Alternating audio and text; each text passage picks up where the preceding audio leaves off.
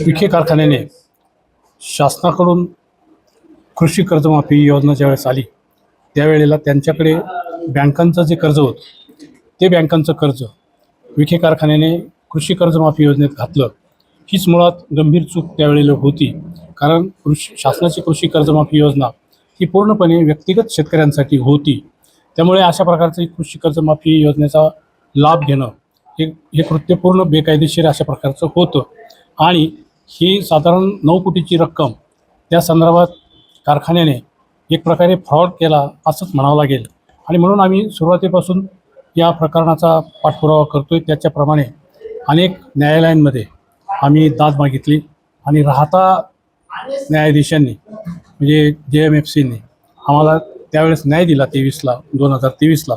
आणि त्यांनी आदेश दिला होता की पोलिसांनी गुन्हा दाखल करून चौकशी करावी अशा पद्धतीचा जो आदेश दिला होता त्याच्या विरोधात विखे कारखाना औरंगाबाद हायकोर्टामध्ये ते केले.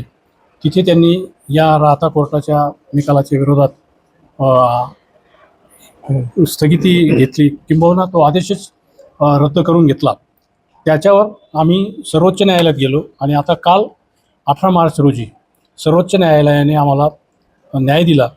आमचे याचिकाकर्ते बाळासाहेब किरणनाथ विखे पाटील आणि दादासाहेब पवार यांनी केलेल्या याचिकेला अपिलाला यश आलं आणि सर्वोच्च न्यायालयाने अशा प्रकारचा आदेश दिला की 156(3) कलमान्वये या ठिकाणी विखे कारखान्याच्या विरोधात कारवाई व्हावी. त्यांच्या संचालक मंडळाच्या विरोधात गुन्हा नोंदवून त्याची चौकशी व्हावी अशा प्रकारचा आदेश दिला. आणि हा आदेश त्याची अंमलबजावणी 8 आठवड्याच्या आत करावी अशाही प्रकारचा आदेश मेहरबान सर्वोच्च न्यायालयाने दिलेला आहे. हा जो 9 कोटीचा कर्जमाफीचा विषय आहे शासनाच्या लक्षात आल्यानंतर शासनाने ते 9 कोटी रुपये परत भरून घेतले. म्हणजे कारखान्याने बँकेकडे दिले, बँकेने शासनाकडे ते पैसे परत भरले.